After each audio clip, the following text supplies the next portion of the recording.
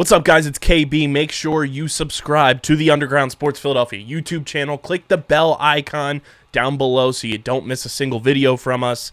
And thanks for tuning in to another video from Underground Sports Philadelphia. Now let's get into it. Philadelphia, baby, you're going to love it. Best sports fans in the world. Actually, the worst, but that's what makes them the best. What is going on, everybody? Welcome into episode number 812 of Underground Sports Philadelphia, presented by the city of Vineland. It's your boy KB, coming at you solo dolo here for a midweek episode. We have so much to get into, okay? We have the relieving of Kevin Patullo from his offensive coordinator position. We have the departure of a Philadelphia Phillies postseason and just true franchise legend of this era. We have reports of the new head coach of the New York Giants that still makes Nick Sirianni the best head coach in the NFC East. And we have the return of a former Underground Sports Philadelphia, now known as Underground Industries for the network, podcaster that will be returning this fall to our airwaves. But before we get into all of that, make sure you guys are following us on the socials at Underground PHI across the board. We're on every social platform. It really helps when you guys follow us and continue to show support on the socials. So please be sure to follow us at Underground PHI, Twitter, Instagram, TikTok, Threads, Facebook, Twitch, LinkedIn. We're on every social platform.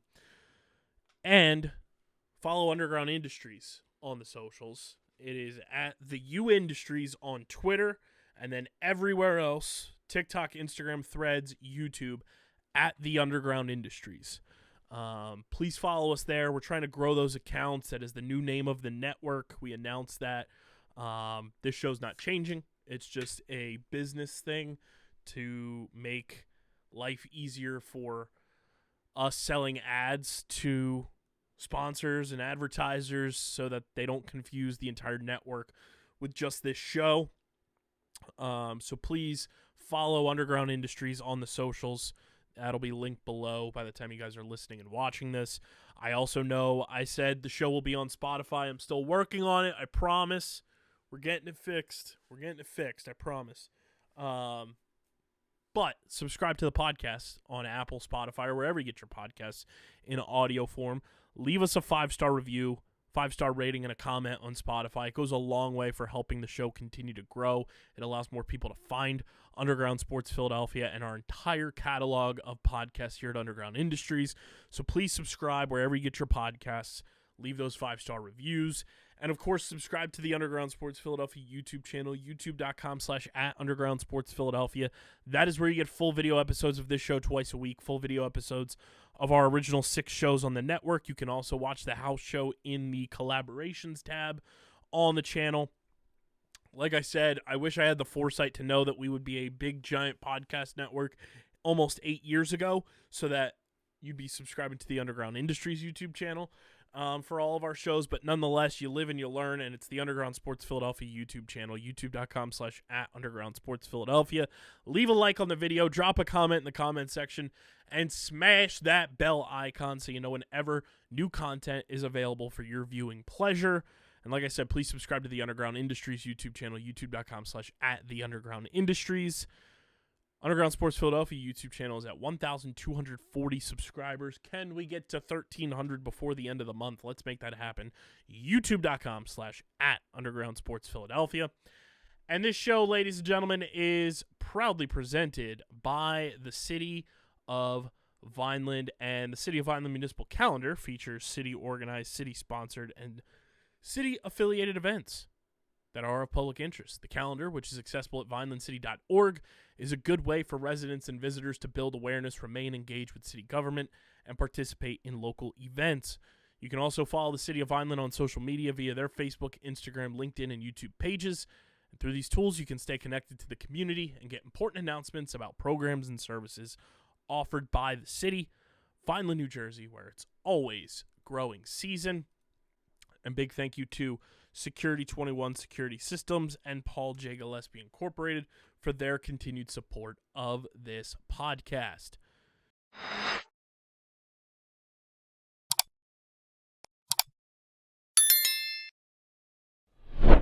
Hello, I'm Mayor Anthony Fanucci. Vineland, New Jersey offers both a great business location and an outstanding quality of life. But don't just take my word for it, the experts agree. We're proud to be recognized as a premier food processing and logistics hub, one of New Jersey's most affordable and desirable cities, and one of the best places to retire in the country. Visit vinelandcity.org and see how our resources can work for you. Vineland, New Jersey, where it's always growing season.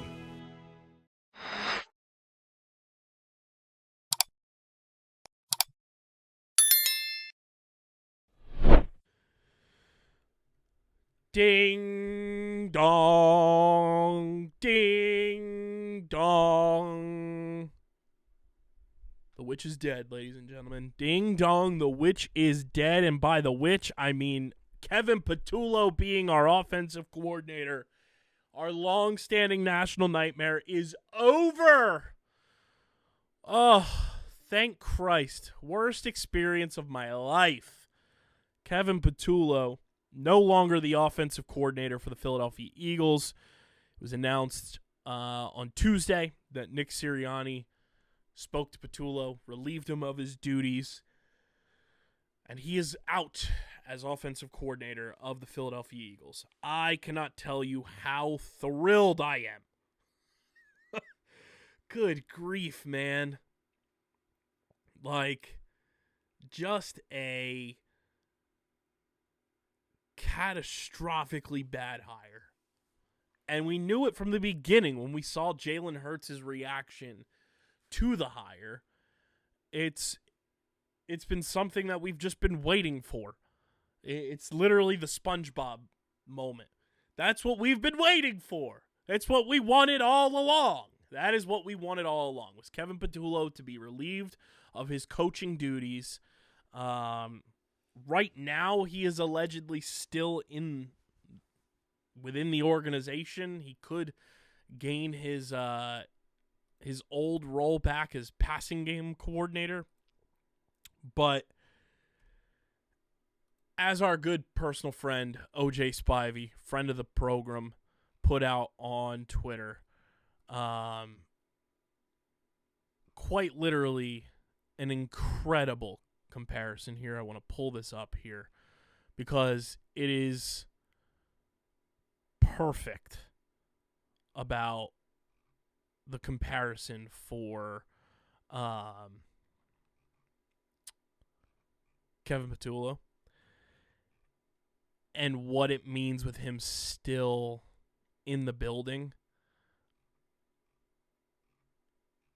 I gotta find this tweet.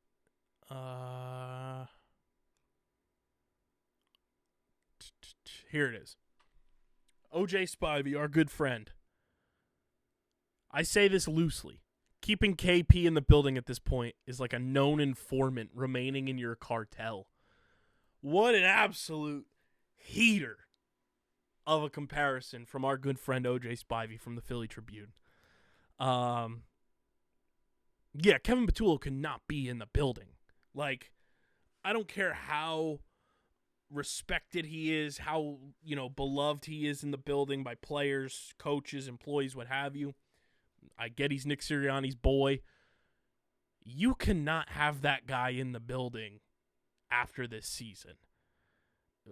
Dots are getting connected by the Twitter detectives that the leaks coming out about Jalen Hurts this season were so evidently coming from Kevin Patullo. And that's a problem, obviously. There's videos of Jalen Hurts on the sideline talking to Patullo and just like in disgust walking away from him. You can't have that guy in the building. There's clearly a disconnect there. And it is just so obvious that he is without a doubt an issue. So you got to let him go. And hopefully he leaves on his own,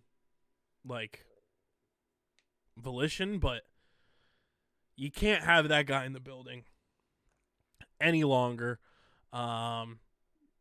The press release announcement about Patullo leaving, which was also weird because the Eagles in the push notification initially said that they had fired Kevin Patullo, and then they switched the headline to making a change at offensive coordinator, which came out and showed that he was not fired. Head coach Nick Sirianni. I have decided to make a change at offensive coordinator. I met with Kevin today to discuss the difficult decision, as he is a great coach who has my utmost respect. He has been integral to the team's success over the last 5 years, not only to the on-field product, but behind the scenes as a valued leader for our players and organization. I have no doubt he will continue to have a successful coaching career. Ultimately, when we fall short of our goals, that responsibility lies on my shoulders. Head coach Nick Sirianni. Now here's a couple takeaways from that. Number one, proud of Nick Sirianni for allegedly, per this report and this release, being the guy to do the dethroning of Patullo from the OC position. Bravo. It's tough to work with your friends. It can be even tougher to have to relieve them of their duties and or fire them. Kudos to Sirianni for being the one to do it. It wasn't Lori directly. It wasn't Howie directly. It allegedly, by all accounts, Nick Sirianni. Number two, that motherfucker ain't a good coach at all. At least he's not a good coordinator. Which, I don't know. It's crazy. The stories that have come out. Where Richard Sherman is talking about how Ryan Fitzpatrick and Patullo are close, and Patullo's, calling Ryan Fitzpatrick. Hello. That's a problem. Yeah. It's just something that had to be done. I'm glad it's done and over with, and now we can kind of move forward on finding the next OC and finding who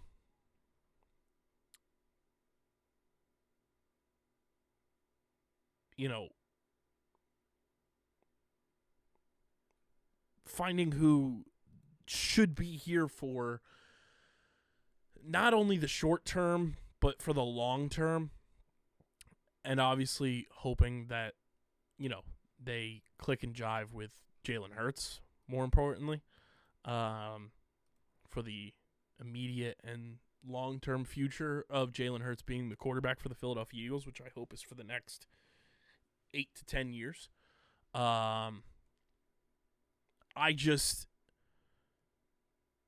glad that we got out ahead of this, and we're not going to be behind the 8 ball, like we were when it came to hiring Kevin Patullo as the OC, because we won the Super Bowl, never forget. So we were behind the 8 ball of replacing Kellen Moore when it was announced he was going to be the Saints head coach. There's a lot of names floating out around there, and Zach Berman, who I trust a lot,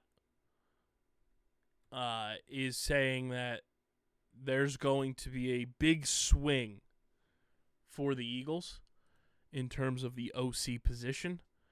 And I'm going to pull it up here.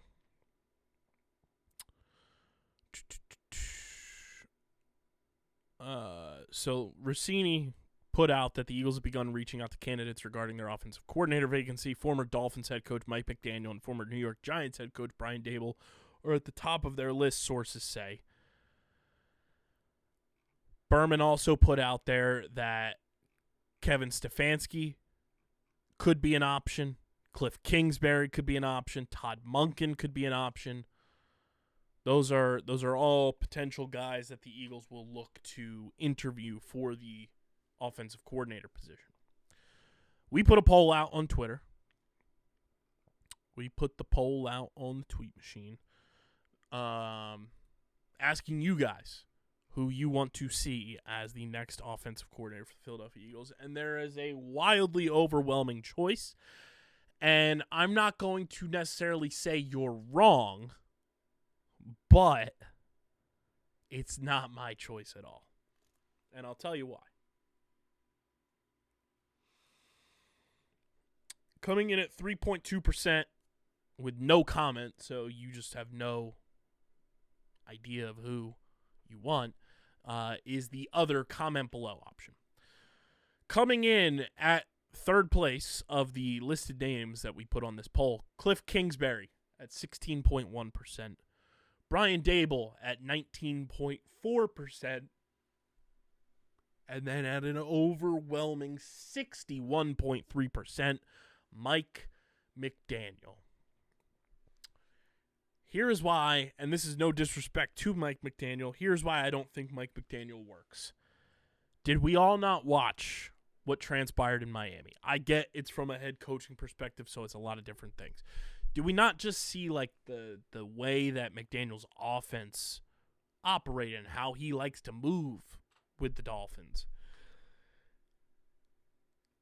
His scheme doesn't fit the Eagles whatsoever. And I get coaches can change. I get they can, adapt. I just don't think what Mike McDaniel wants to do, and he also feels like a guy who would be here for a very short amount of time, and I also think he's going to Washington to be their OC because of his relationship with Dan Quinn. That's just a hunch. That's no report or anything. I just don't think McDaniel is the best fit for the current build of the Philadelphia Eagles and what we do best and what we are trying to get back to that we were at in 2024, what we were at in 2022. And that is being a top-flight scoring offense, obviously, but McDaniel's never had, weapons like ours, and it's just a completely different operation. And I think there's offensive coordinators out there that fit what the Eagles want to accomplish on offense. My number one option is Cliff Kingsbury. We saw what he did with Jaden Daniels. We saw what he did with an inferior offensive line compared to what the Eagles have, but a similar build of offensive line in terms of size and what they do up front. Seen what he's done with talented wide receivers. Terry McLaurin, obviously. Seen what he can do with a run game when it's healthy. Seen what he did with a tight end with Zach Ertz. Whether it's going to be Dallas Goedert or a new tight end, we have seen what Cliff Kingsbury can do, and then even going back to his time in Arizona, look what he got out of Kyler Murray. He made Kyler Murray look competent. And, dealing with the talent that he had in Arizona, whether it was Zach Ertz or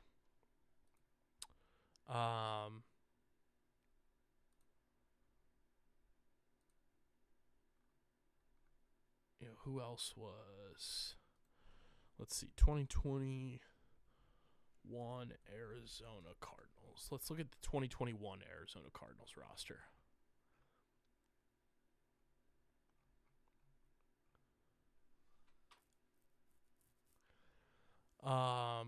They had a good mix of veterans and younger guys, but you look at that roster and it's like Kyler Murray, James Conner, A.J. Green, Christian Kirk was still in Arizona. Zach Ertz went out to Arizona that year.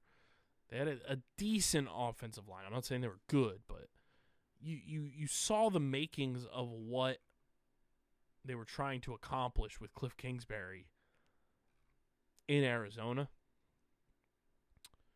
They were doing things with Kenyon Drake and Chase Edmonds and Eno Benjamin, and he had Larry Fitzgerald and DeAndre Hopkins.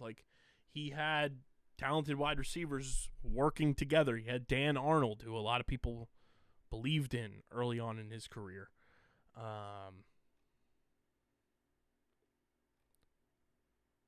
Former Eagle, Dan Arnold. Let's not forget that.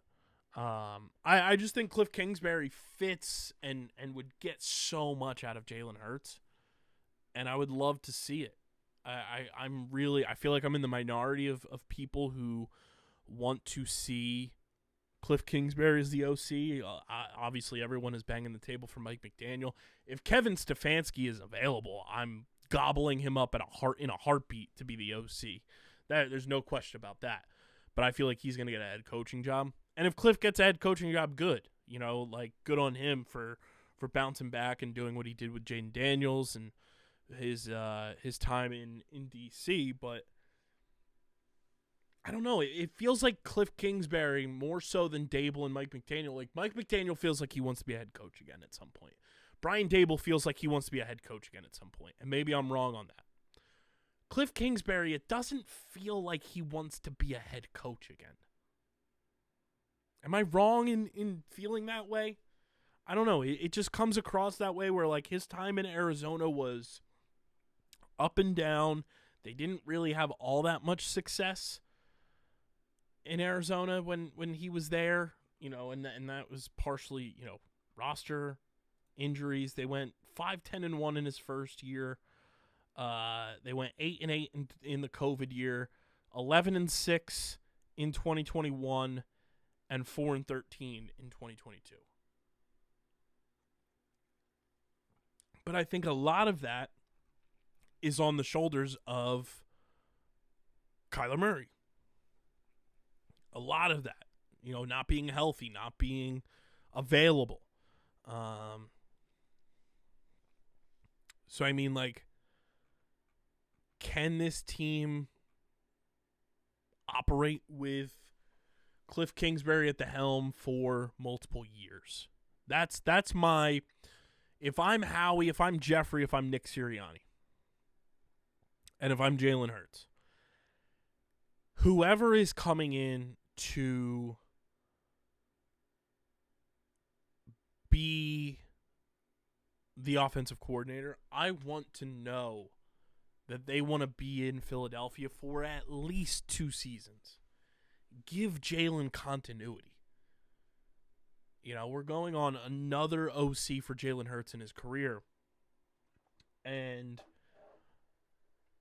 I want to see Jalen be able to operate the same offense for 2 straight years and just see what happens. We have not had that in his collegiate or professional career. Like, can people start clocking that? Can we clock that, please? I really like Cliff Kingsbury for the job. I wanted him here when Steichen left. Arizona had fired Cliff. He goes back to USC instead. Or not back, but he goes to USC. And then he goes to Washington. And it's one of those things that I just feel like it would work. I feel like Cliff works here well and knows the position well and can get the most out of Jalen Hurts and make this offense get back to where it should be, and that's being in the top echelon of scoring offenses. That's being creative. That's having, route concepts that aren't just go routes or underneath routes. Having, motion, having crossing routes, having, routes across the middle. And I think Cliff would do a lot of very fun and unique things here. He's 28-38-1 in his head coaching career. I don't think he has a desire to be a head coach again, even though he is only 46. It feels like he would do so well, and it's not even that he needs to develop a quarterback here because he's worked with Case Keenum, Johnny Manziel, Baker Mayfield, Mahomes, Kyler Murray, Caleb Williams, Jaden Daniels. Seeing what he's done with those guys at his various destinations, obviously Case Keenum, Manziel, Baker Mayfield, Patrick Mahomes, all at Texas A&M and Texas Tech.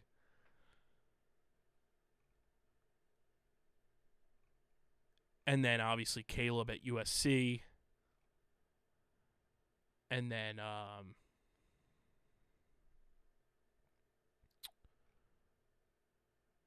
Jaden Daniels with Washington. It feels like it would be really cool to see what he could cook up with Jalen Hurts. A quarterback who is developed, has won at this level, has gotten to the mountaintop at this level, and seeing what Cliff could unlock in him even more. I think it would be really, really fun. I think we'd be doing backflips if Cliff Kingsbury's hired as the OC. Now, I don't know how quickly they are going to try to move to get this hire done, but Cliff just feels like a guy, man, and I think he would be a perfect fit for this offense. I think he would get a lot out of this offense. And, you know, you saw what James Conner did early on in Arizona. You've seen what, you know, Washington has done with their various running backs. Who did they have run the ball in 2024?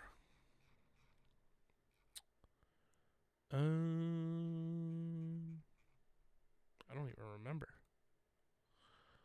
don't even remember.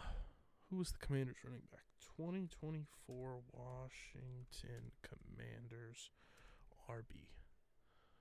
Oh, yeah, Jeremy McNichols. He made him look phenomenal. Who else was on their roster? This is great podcasting, I understand, but I'm just swooning over Cliff Kingsbury, okay? God damn it. Oh, Eckler was there. McNichols, Brian Robinson Jr. Yeah. Okay. Yeah, I mean, Jaden Daniels, Eckler, and McNichols. You had Luke McCaffrey, Terry McLaurin, Olamide Zaccheaus. You had Zach Ertz. And a quality offensive line. I hate the Commanders, but they had a quality team in 2024. I think Cliff is the guy, and I just thinking about what he would be able to further do for Jalen Hurts in his career, and I think he'd be here for multiple years, makes it that much more enticing. I think Dable would want to try to go back and be a head coach. I think McDaniel absolutely wants to try to be a head coach again. Cliff feels content being an OC, and that's what this team needs. Look at what Vic Fangio's done with the defense. Now, I'm not saying Cliff 4 or 5 years down the line doesn't want to go back and be a head coach. Sure. But I feel like we'd have Cliff Kingsbury here for multiple years. And that's what makes it even more enticing for me. And I think when it's all said and done, Cliff would get a ton out of Jalen Hurts. It would be fun, guys. It would be a lot of fun. But like I said, if Kevin Stefanski is available, you got to go Kevin Stefanski, but I think Cliff Kingsbury is the top of my list, followed by Dable, and then Greg Roman, simply for the lore, because whenever the Eagles hire a former Chargers offensive coordinator, they go to the Super Bowl or win the Super Bowl. Frank Reich, Shane Steichen, Kellen Moore.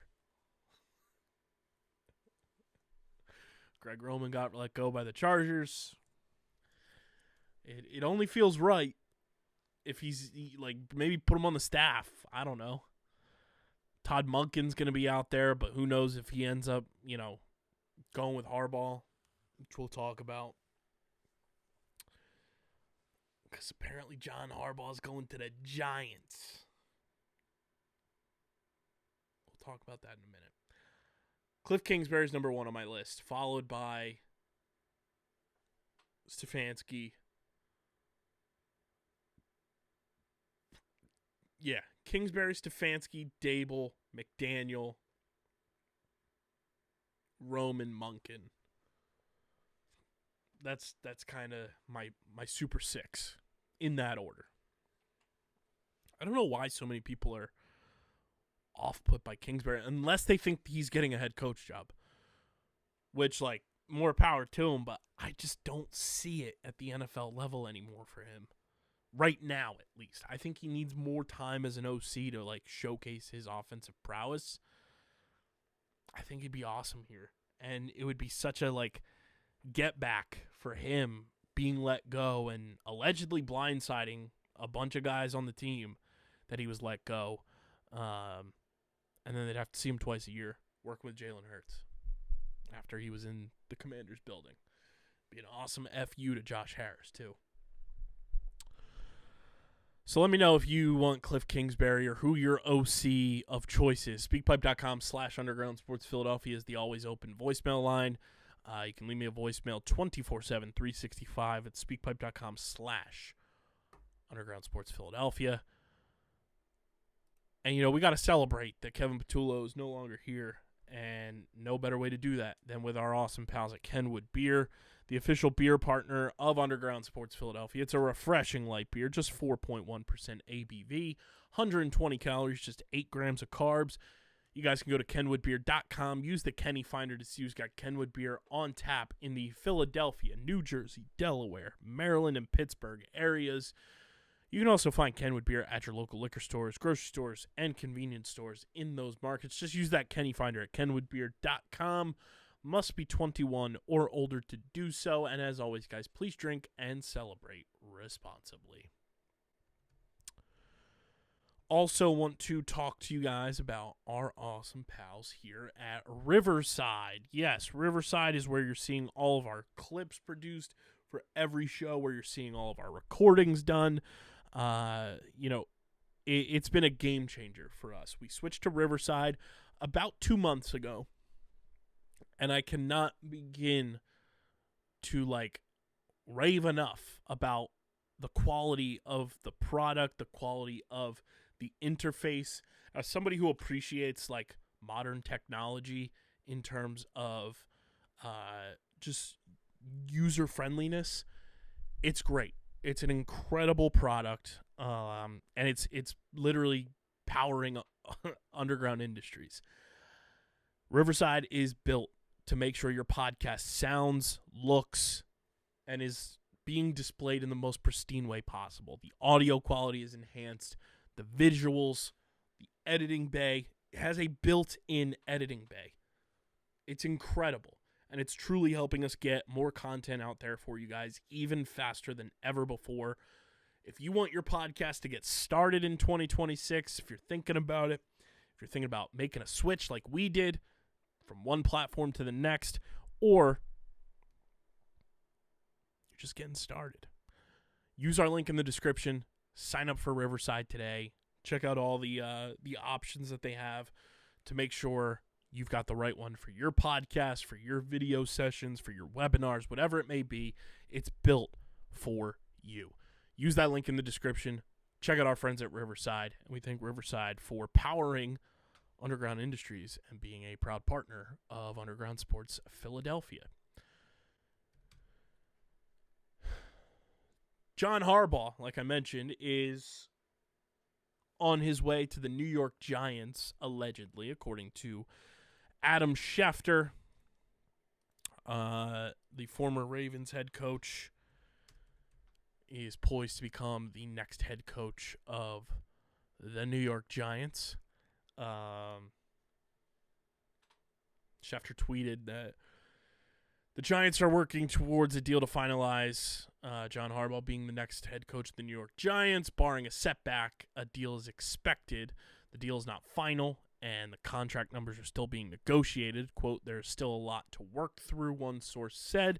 But barring any setbacks, Harbaugh is ready to accept the Giants deal, and the Giants are expected to hire him as soon as possible. Okay. Harbaugh did his thing in Baltimore. I've always been a Harbaugh fan. I thought he was a very good coach. Obviously came from Philly. But it's hard to ignore how many late game collapses he has had as a head coach.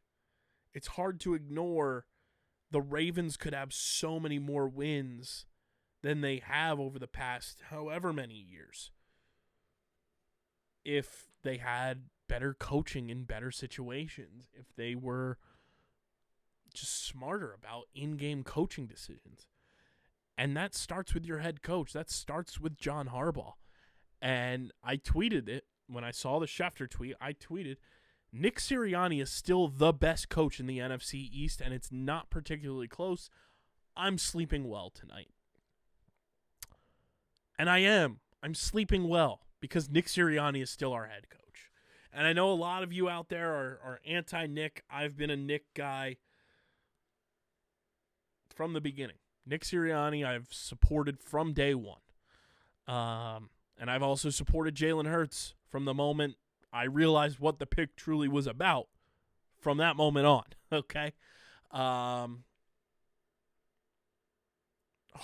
being a retread, going to the Giants, Jackson Dart and Scatabo. I don't know. Is he going to help Jackson Dart? Probably. Is it going to do what the Giants think it's going to do? I don't know. I'm gonna laugh with the amount of late game collapses the Giants have. I still think the Giants have a lot of work to do on the offensive side of the football to even be in the conversation of like competing with the Eagles in the division. But you bring in a veteran guy, you bring in someone who has won before, and I know it was a while ago, but he's won a Super Bowl. And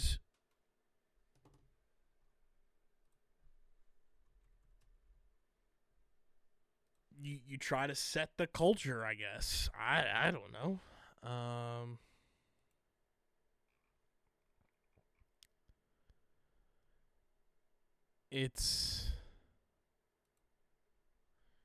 It's an interesting hire for a team that I felt like we're going to go for a guy who would be there long term. Harbaugh's 63. He's older than he looks. I still think Nick Sirianni's a better coach right now in this moment than John Harbaugh. I think Harbaugh is a better coach than Dan Quinn.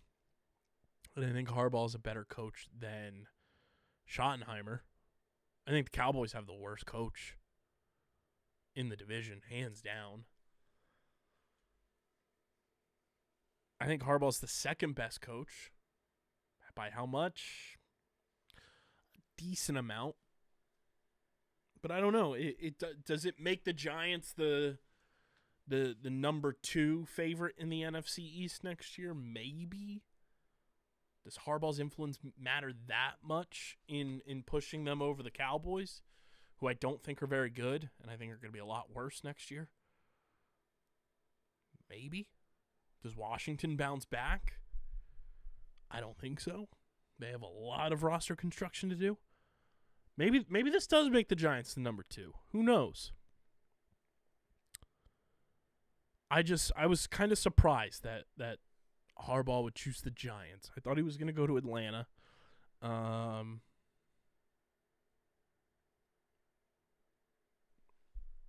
Ruins his Bertigami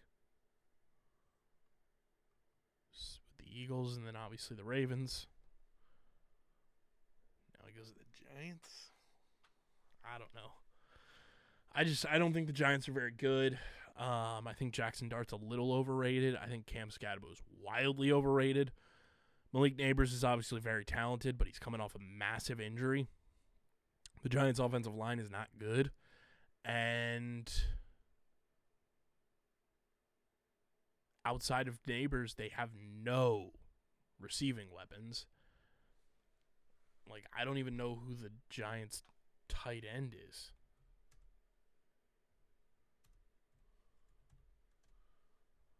Is it Ballinger still? Daniel Bellinger. Theo Johnson. I don't even know who that is.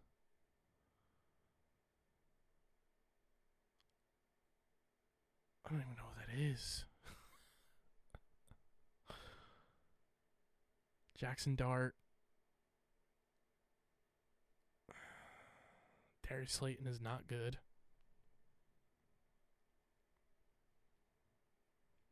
Yeah, I don't know, man.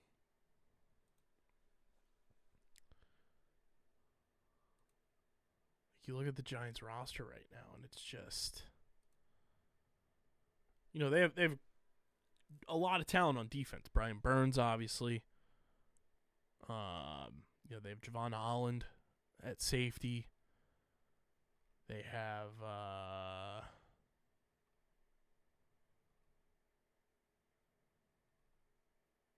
their D-line is where they thrive defensively, really.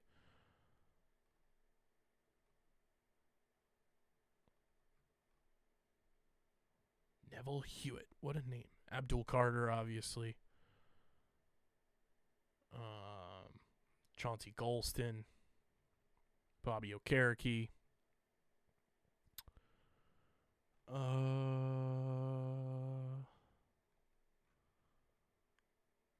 Dexter Lawrence. We'll see what they do with Kayvon Thibodeau. But I don't know, man. The Giants are a strange organization. But Harbaugh allegedly going to the Giants. So that knocks one of the head coaching spots down. Which leaves how many of the spots? It's Steelers. Since we last recorded, Mike Tomlin stepped down, obviously. Steelers, Ravens, Browns, Titans, Falcons, Cardinals, Raiders, Dolphins. Does Cliff Kingsbury want to go to any of those teams? Not going back to the Cardinals. I don't think he's going to the Ravens. I don't think he's going to the Steelers. I don't think he's going to the Dolphins. The only one I could see Cliff maybe going to, because quarterback whisperer type, would be the Falcons and maybe the Titans. But the Titans don't have any talent. But like Cam Ward has so much potential. Unless Brady really likes Kingsbury and wants to hire him for Vegas to mentor Fernando Mendoza. I don't know. There's just not a lot that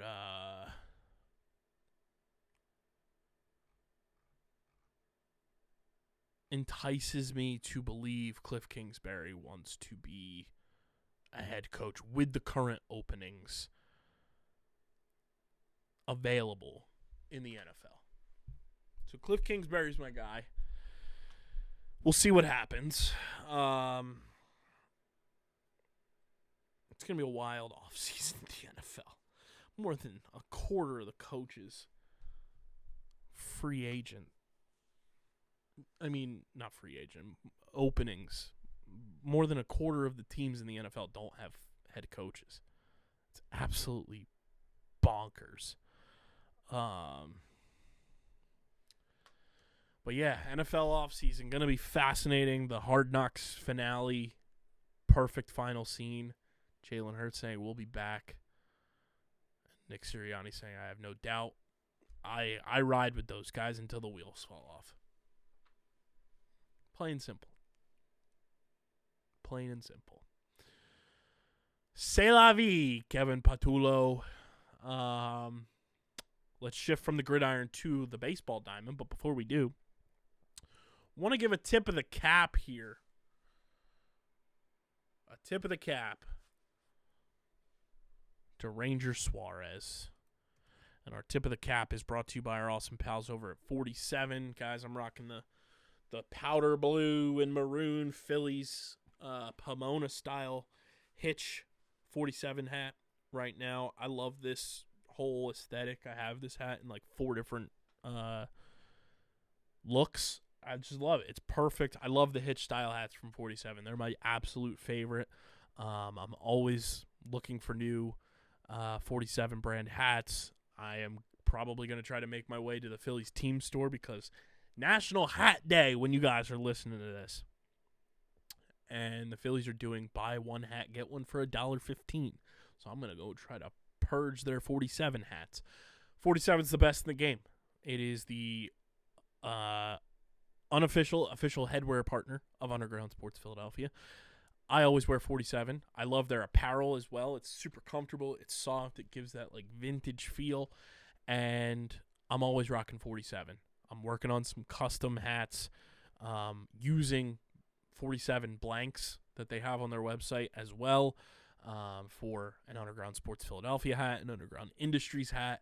I have my OTB one. Patty Pitts has his for the house show. A lot of awesome stuff from 47. Use our link in the description. Shop with 47. Get free shipping on all orders when you join the 47 family. Just make an account. It's their version of a rewards program.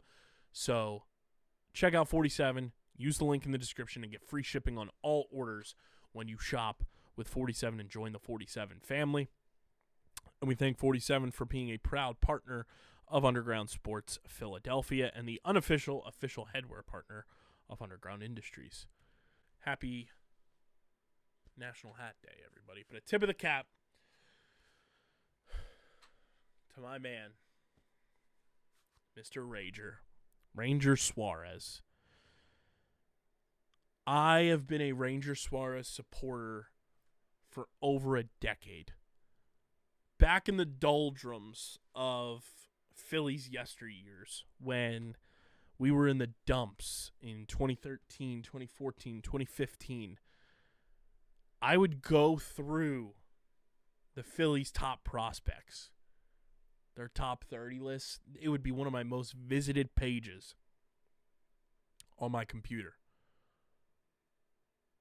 And I would just look at our farm system. And I would try to pinpoint guys that I thought would be dudes based on name alone. Because at that point, I wasn't analyzing the Phillies the way I am now.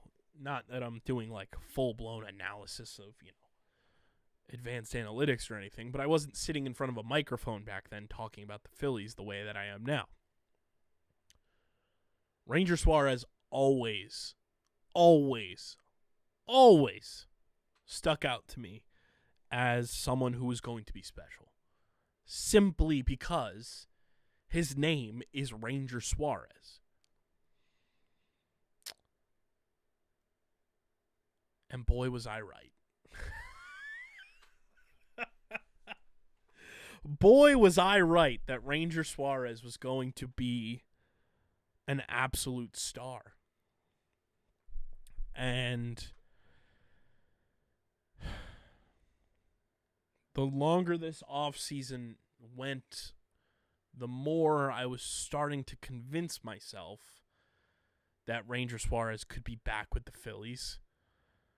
I knew it was unlikely, but, we got into mid-January, quite literally, and I was like, is it possible? Can we get one more year of Mr. Rager? Unfortunately, we will not, because Ranger Suarez has signed a 5-year, $130 million contract with the Boston Red Sox. It sucks. Now, it's awesome that it's not the Mets or the Braves or even some weird, funky way that it would have been the Nationals. The Marlins don't spend money, so I wasn't worried about them. It wasn't the Dodgers. It wasn't the Cubs. It wasn't, a National League competitor to the Phillies. So that's a plus. Shout out to Ranger Suarez for that.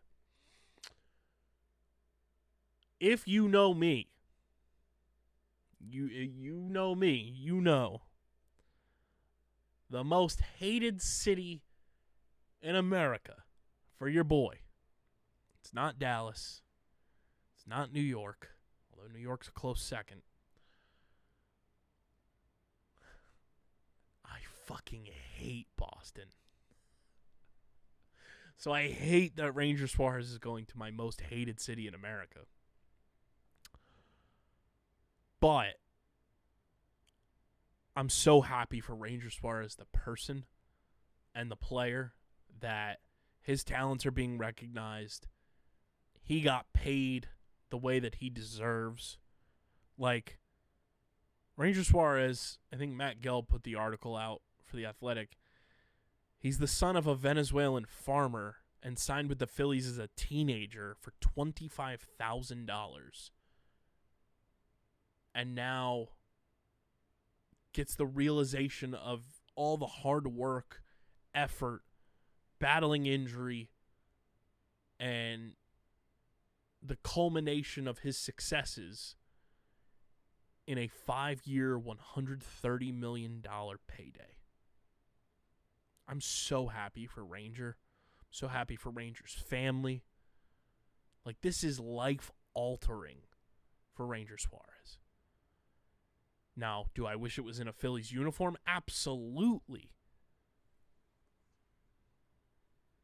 We had Ranger here as a teenager. It would have been awesome to have Ranger Suarez here for essentially his whole career. But that won't happen. Maybe in 5 years, we get Ranger on a 1-year deal to close things out properly.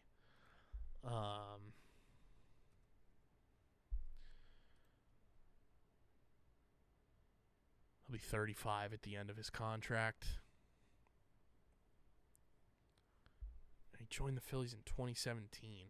That was like peak me looking at the Phillies prospect list.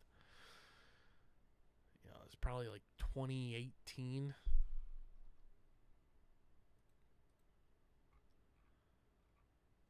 Yeah, I mean, we signed him in 2012. So he was definitely like, 2015, he was on my radar.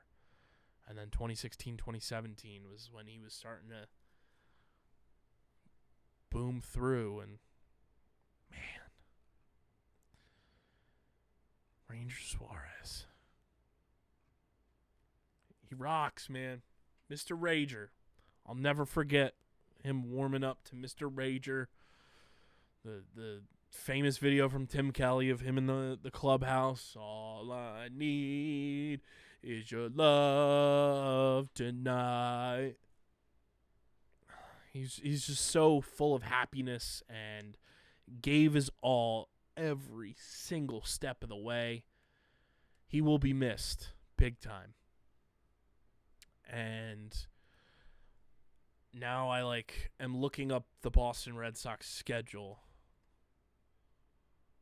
to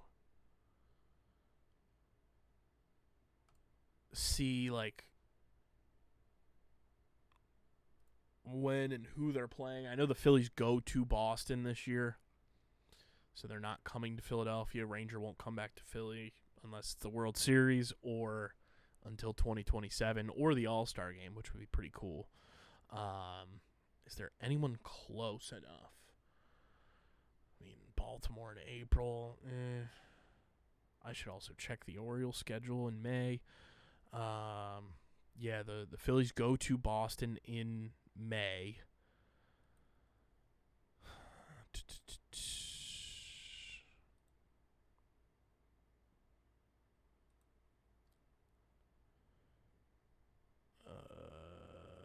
It's August, maybe September. Go to Baltimore. See if Ranger Suarez is pitching in a 4-game series against the Red Sox. In that case, it would be against the Red Sox. I'm going to miss Ranger, man. I'm going to miss Ranger a lot.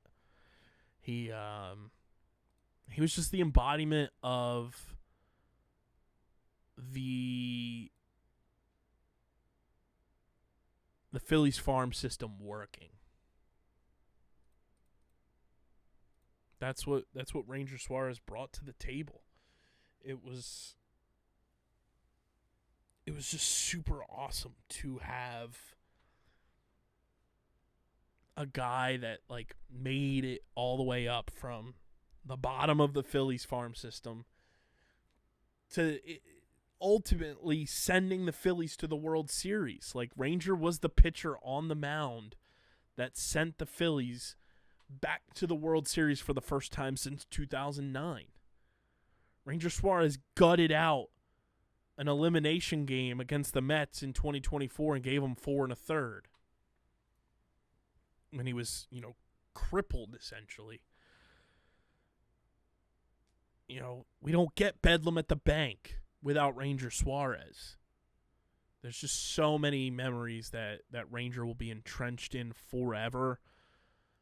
I think he's a Wall of Famer.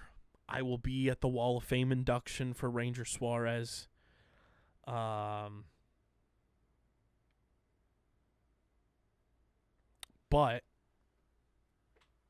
with the departure of Ranger, it leaves a spot in the rotation open for what we assume will be Andrew Painter. So you go from Ranger to Painter. But, you're going to go Wheeler, Sanchez, Nola, Luzardo, Painter. I think the Phillies should be in the market for another starting pitcher. Who that is, I don't know. If we look at MLB free agents 2026. If we look at the starting pitchers that are still available on the market,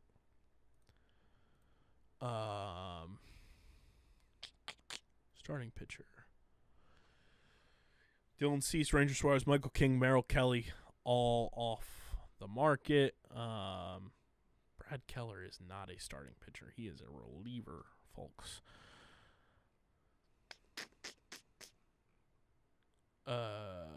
Available is what I want to go to. Jordan Montgomery is a free agent. Giolito is, Framber Valdez. I don't really like Framber, so I would be a no on that. I'm surprised Zach Gallen is still a free agent. I know he's got the qualifying offer, but man, could you imagine Zach Gallen in Philadelphia? He's 30 years old. He's a Boris guy. He made $13.5 last year in arbitration. What is his market value? 18.7.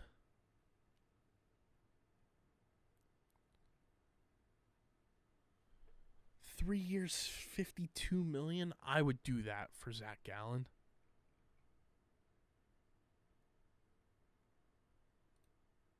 I would do that for Zach Gallen in a heartbeat.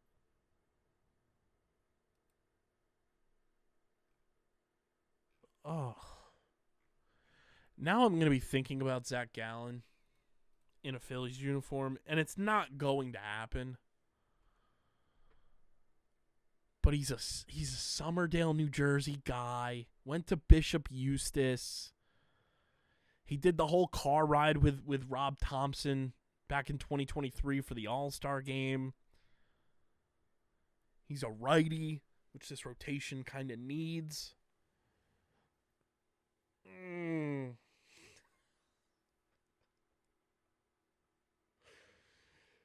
God, that would be so cool.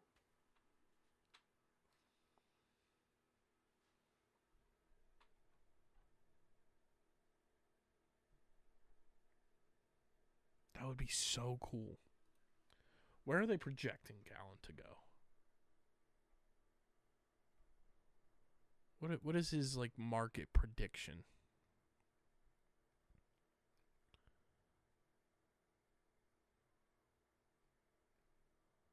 He would be so good here, man. And you would steal him away from the Mets. I don't want Zach Gallen going to the Mets. I don't want to hate him. I hated him in that series. Fucking NLCS. Woodruff's a free agent. Herman Marquez.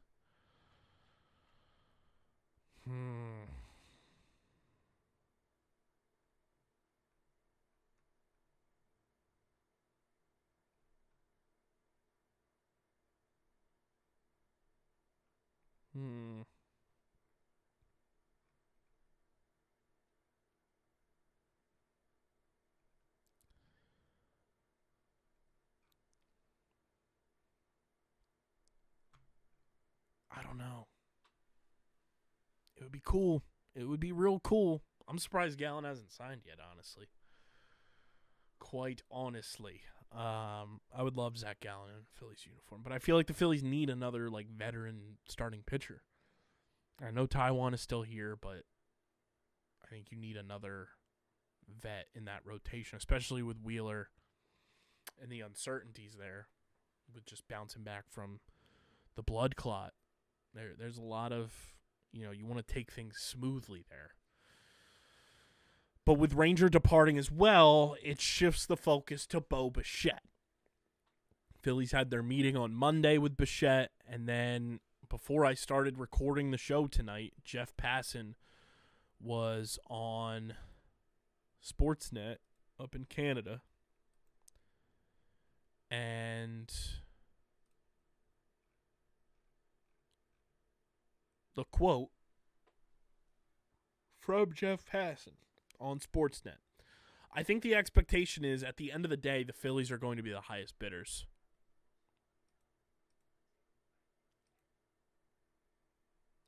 The more the days go by, the more it sounds like Bo Bichette is going to be a Philadelphia Philly. Now, maybe it was just last year, and I know I've talked about this a little bit when the rumors started swirling.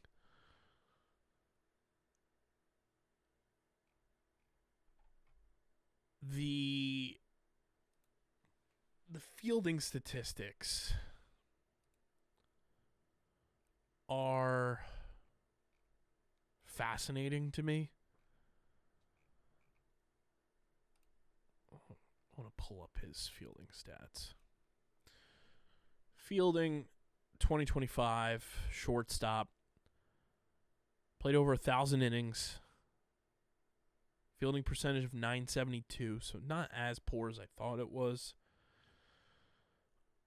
12 errors, not great.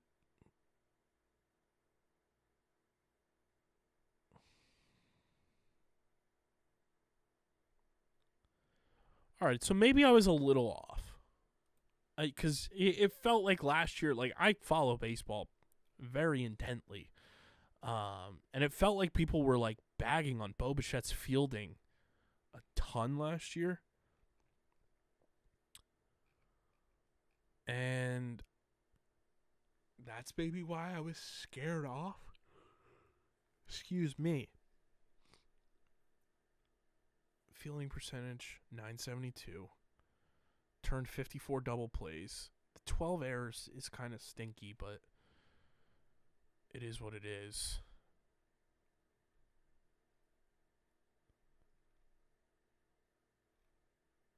Huh.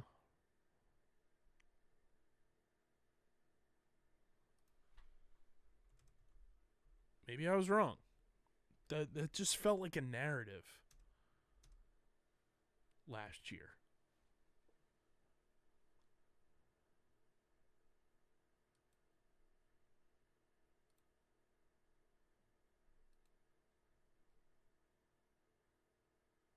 Yeah, he got rated as baseball's weakest offensive shortstop, which is the interesting thing because, like, the whole talk is moving him to third base.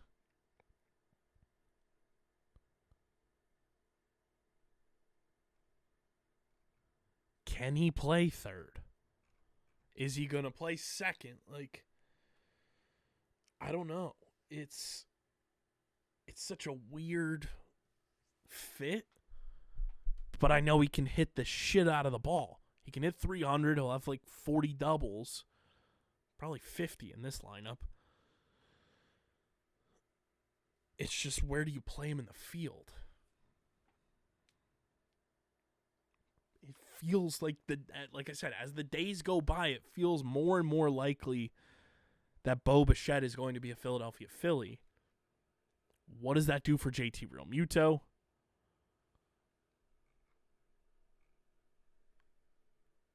Feels like I saw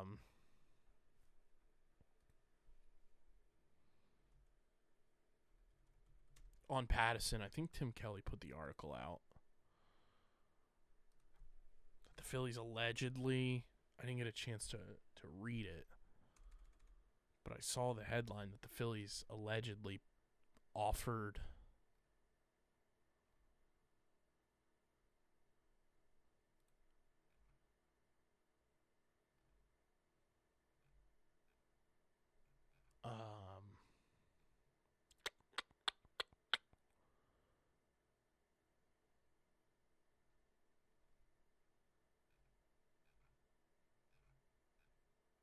they offered JT 3 years.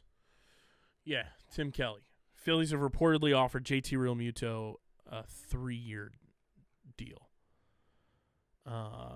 John Heyman. They've been kind of in a stare down with JT Realmuto for quite a while. They've offered him a 3-year deal. Obviously, it's not exactly what he wants. I think he wants a little more. I don't know, maybe closer to $15 million. I'm not sure exactly where they are.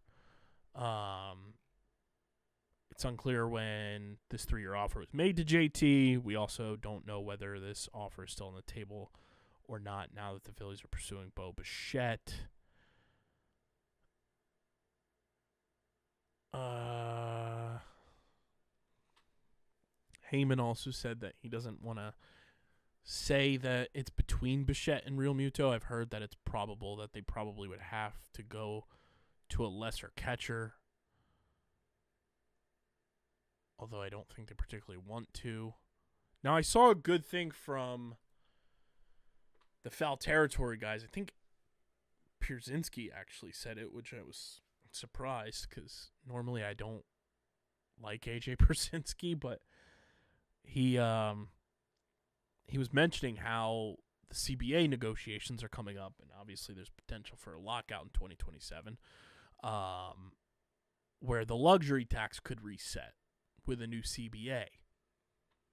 And that could be the Phillies' loophole in signing JT and Bo Bichette and not having to worry all that much about the money, and you would just have to worry about it for the 1 year before the CBA and knowing that the luxury tax was going to reset because of a new CBA. That's a fascinating loophole that I haven't heard many people bring up. And I think that could be something Preston Mattingly and Dave Dombrowski are looking at to try to make that happen. Because I don't care what lesser catchers you bring up, and I don't care what you bring up about JT. The pitching staff loves throwing to him, and to me, that's far more important. You got to sign JT Realmuto. You got to. You figure out the offense later. You can move him down in the lineup, what have you. You need him for his defensive catching ability.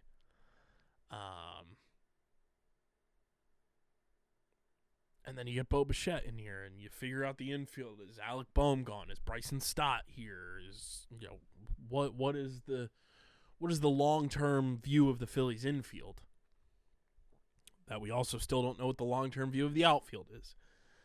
It's going to be a fascinating couple of weeks before we head to spring training in about a month. And it's crazy that we're already there. And I want something. I want to be able to get my phone out and do breaking news. Bo Bichette and JT Realmuto are back and are signing with the Phillies. Give me something, Dave. Please.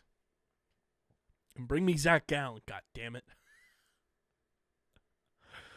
That would be awesome. That would be awesome. But cheers to Ranger Suarez. What a Phillies career. Best of luck in Boston unless you're playing against the Phils. And I hope Ranger's an all-star this year because it would be really cool for him to get the ovation at Citizens Bank Park as an all-star. It would be really, really cool. Phil's banter there, brought to you by our awesome merch partners at PHI Apparel Company. Guys, there's no better way to stand out in the crowd wherever you are going to support our favorite sports teams or you want to rep your favorite Philly sports podcast than with our awesome merch partners at PHI Apparel Company, because with their unique designs for all, there's no doubt in our minds you will stand out in the crowd. Go to phiapparel.co, and when you go to checkout, use code UNDERGROUND to get 10% off your next merch order from our awesome merch partners at PHI Apparel Company, and stand out in the crowd with the official merch partner of Underground Sports Philadelphia. Last bit here, a little inside the underground. We have a returning former Underground Industries podcaster. No, it's not Brooke Destra. No. It's not anybody you would think of. For the last 3 years, we have had Guzman's Gridiron, our official Vineland High School football coaches show on the network with Coach Jose Guzman. And it was announced tonight, as I record this on Wednesday night, late Wednesday night, that Dan Russo is back at the helm as head coach of Vineland High School football. So Coach Russo and the Dan Russo Show will be back this fall. I just want to thank Coach Guzman for 3 awesome years. Getting to sit down and record with him during the season and pick his brain and tell stories and just really awesome conversation. Was so much fun. He's truly an awesome person, awesome human. I thought, he was the right person at the right time for the Vineland High School football team. And it's a bummer to know that, you never know when your last time sitting down and recording with someone is. And it's unfortunate that, we never got a proper final sit down with Coach Guzman. Maybe we will, but at the time of this recording, we have not. But it was an awesome 3 years of Guzman's Gridiron. We did awesome shows. I thought we put out great content and really insightful content too on the program. And, Coach Russo, we only did 1 year of YouTube versions of the show before he stepped down.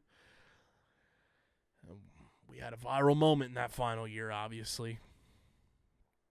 But it's gonna be a fun time to get him back on the mic. He stepped away for 3 years. We'll see the decision making process of him coming back and what went into that. And I think he knows that he's gonna be podcasting again. So hopefully he's ready, because I think I'm a better podcaster than I was 3 years ago. And during our duration of doing the Dan Russo Show from 2018 to 2022, I feel like I've obviously grown and gotten more comfortable in my voice and kind of being a vehicle for a show like that. Whether it was the Dan Russo Show or Guzman's Gridiron, I feel like I've gotten more confident in my voice and, kind of being the driver of the vehicle for a show like that. So the Dan Russo Show is back. It's going to be a very interesting off-season and build up to the year. We're also working on another show with Vineland High School football that's not a podcast, but a video series that I'm excited about. And, Dan Russo back at Underground Industries for the Dan Russo Show, the Vineland High School football coaches show. It's going to be interesting. to see what the staff looks like and all that. So welcome back to the industry, Coach Russo. Dust off that podcasting mic because we got a lot to talk about, that's for sure.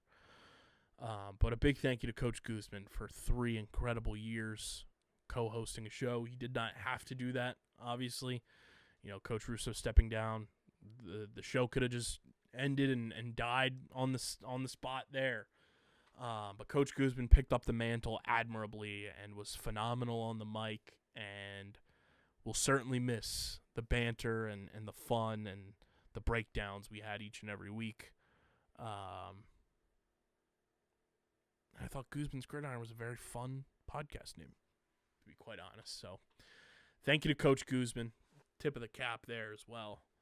And obviously wishing him nothing but the best in his next chapter, whatever he's deciding to do. I'm not sure. I haven't gotten a chance to speak to him yet, but crazy. It was crazy when I got the notification. I didn't expect it. I didn't know who it was going to be. I heard rumblings. I didn't know if it was valid or not. But Dan Russo and the Dan Russo Show back at Underground Industries, fall 2026. Bang. Announcement there.